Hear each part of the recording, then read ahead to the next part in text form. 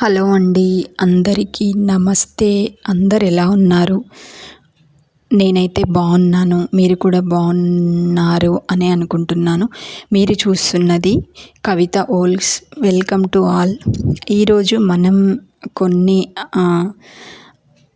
Health గురించి కొంచెం మాట్లాడుకుందాం.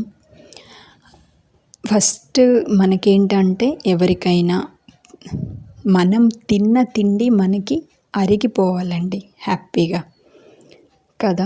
ఎందుకు అలా అంటున్నానంటే ఎగ్జాంపుల్, ఇప్పుడు ఈరోజు కొంచెం ఎక్కువ తిన్నా, లేకపోతే కొంచెం ఏదైనా గ్యాస్ట్రిక్ ప్రాబ్లం లాగా ఉండి పులుపు పదార్థం ఏదైనా తిన్నా, అబ్బా ఎలా ఉందో అసలు ఈరోజైతే నాకు అసలు అరగలే అంత, ఇలా అంటారు పెట్టెలో పెట్టినట్టుగా ఉంది, వామిటింగ్ చేసుకుంటే బాగుండు, ఎట్లనో ఉంది అని అనీజీగా ఫీల్ అవుతుంటారు. ఇంకొకటి మేజర్ ప్రాబ్లం ఏంటి అంటే మోషన్ ప్రాబ్లం. అబ్బా బాత్రూంలో గంట కూర్చోవాల్సి వస్తుంది, మోషనే రావట్లేదు అంటారు. ఇది మెయిన్ ప్రాబ్లం చాలామందికి ఉంటుంది. ఇంకొకటి పడుకుంటే నిద్రే రావట్లేదు, నైట్ 2-3 అవుతుంది, ఏం ఆలోచించట్లేదు అయినా కూడా నిద్ర రావట్లేదు అని అంటారు కదా. ఇవి మనం వినే ఉంటాం. ఫస్ట్ నేనేమంటానంటే, మన శరీరాన్ని మనము ఎలా అలవాటు చేస్తే ఫిజికల్గా బాడీ అలా అలవాటు పడుతుంది అనేది 100% రైట్ అండి. ఇది మాత్రం.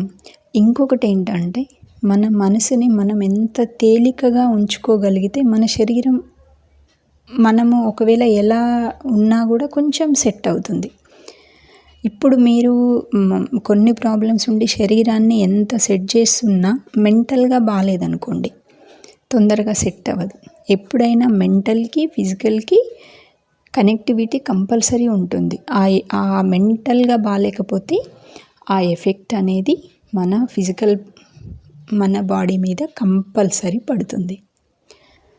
అందుకని దానికోసం కొద్దిగా మెడిటేషన్, కొంచెం టైము, కొంచెం యోగా, కొద్దిగా మ్యూజిక్ వినడము, ఇంకేదైనా మీకు ఇష్టమైన పని చేయడము, లేదంటే మీకు ఎవరితో అయితే మాట్లాడితే మీకు నచ్చుతుందో వారితో మాట్లాడడం, ఇలాంటివి చేస్తూ ఉంటే బాగుంటుంది.